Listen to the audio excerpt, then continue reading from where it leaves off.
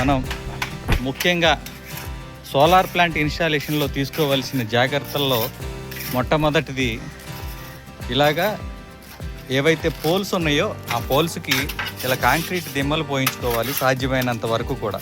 ఎందుకంటే 2 లక్షలు ఇన్వెస్ట్ చేసి మనం ఈ సోలార్ ప్లాంట్ ఇన్స్టాల్ చేసుకుంటున్నామంటే అది 25 సంవత్సరాల పాటు ఉండాలి. కాబట్టి ఖచ్చితంగా ఈ విధంగా ఇంత పెద్ద సైజు కాకపోయినా అడుగు సైజులో 1.5-2 అడుగుల హైట్లో ఖచ్చితంగా మనం ఇలా సివిల్ వర్క్ చేయించుకుని ఇలా పిల్లర్స్ లాగా పోయించుకోవడం వల్ల ఏమవుతుందంటే ఈ యాంకర్ బోల్ట్లు స్లాబ్లోకి మనం ఇన్సర్ట్ చేస్తాం కాబట్టి దానివల్ల నీళ్ళు వచ్చే అవకాశం ఉండొచ్చు.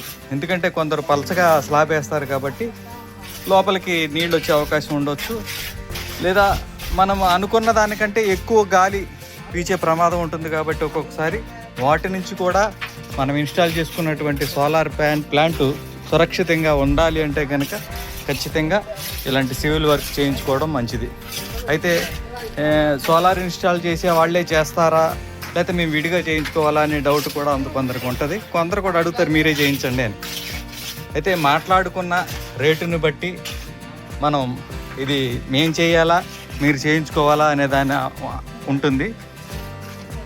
కస్టమర్కి కొసరి అడుగుతూ ఉంటారు తగ్గించండి అని. అలాంటప్పుడు ఇలాంటి వర్క్లు పార్టీలు చేయించుకోవాల్సి ఉంటుంది. లేదు దీంతో కలిపి చెప్పండి అంటే అది కూడా సోలార్ డీలరే ఇది చేయించే అవకాశం ఉంటుంది. కాబట్టి ఖచ్చితంగా